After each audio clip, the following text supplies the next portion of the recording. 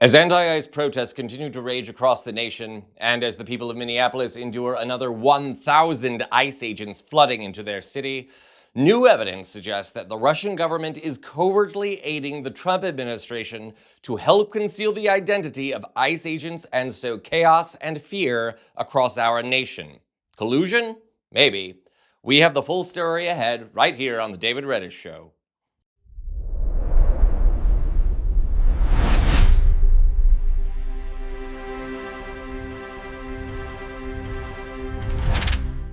Hello, Occupy Democrats, and welcome to the show. I'm David Reddish.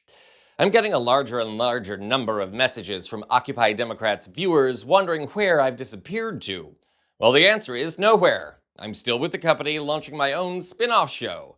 So, to stay up to date with the news, to make sure you catch all my reports, and to help keep me working, I do need to buy groceries somehow, please subscribe to The David Reddish Show by following the link in the description.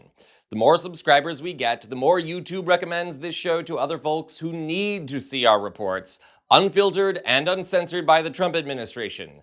So please, subscribe now. Okay, that's out of the way. Let's turn back to the city of Minneapolis and to the aftermath of the killing of Renee Good. The shocking killing of Good by an ICE agent named Jonathan Ross last week has brought renewed scrutiny to ICE and sparked massive protests. Here's a look at where things stand right now. Anti-ICE protests intensifying in Minneapolis. Agents clashing with demonstrators 1 week after Renee Good was shot and killed by an ICE officer.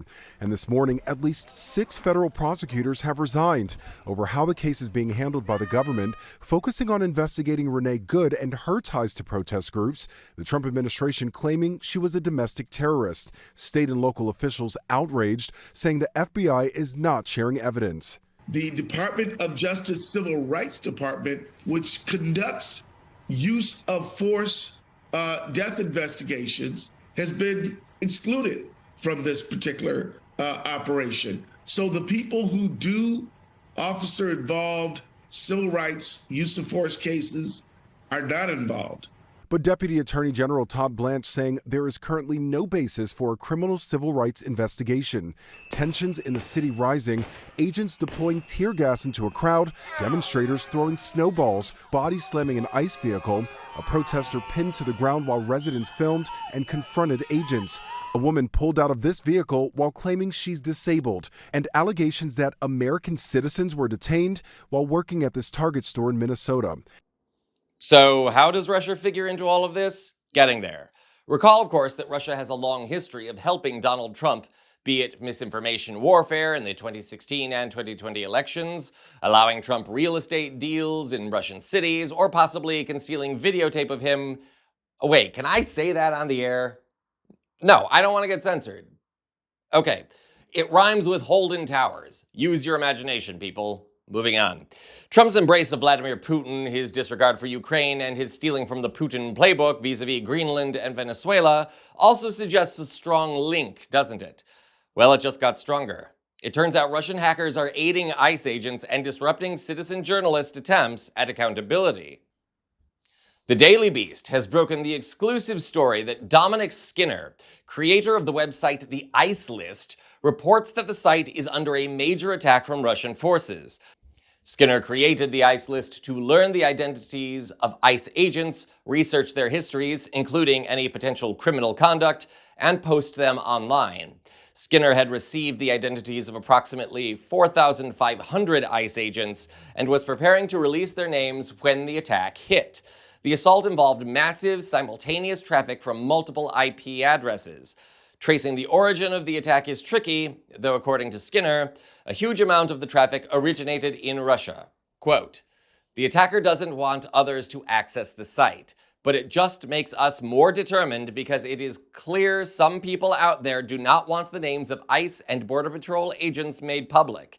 Given their behavior lately and how they are increasingly viewed negatively by the public, that's no surprise," close quote, Skinner told the Daily Beast. So what's really going on here? Well, it appears that Putin is coming to Trump's rescue, again. Since the administration is claiming ICE agents are immune from prosecution, though the Supreme Court has said otherwise, and given that mounting evidence suggests newly hired ICE agents have ties to white supremacists, participated in the January 6th insurrection, or both, it looks like Putin is trying to mitigate the damage to the Trump administration. ICE is quickly becoming the American Gestapo, targeting people regardless of immigration status, dispensing violence without impunity, and oppressing civil and human rights. Russia is trying to help Donald Trump in that oppression and sabotage the growing resistance to the Trump administration. Why does that benefit Putin?